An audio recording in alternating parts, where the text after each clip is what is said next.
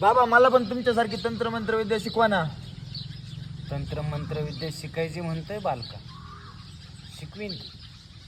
पण तुला मी सांगन तसं करायला लागेल बघ बालका. करणार? करणार बाबा. सगळ्या परीक्षा पास कराव्या लागेल तुला. करणार बाबा. बघ बरं. हा. बघ बरं. चल चल चला. इकडे चाल.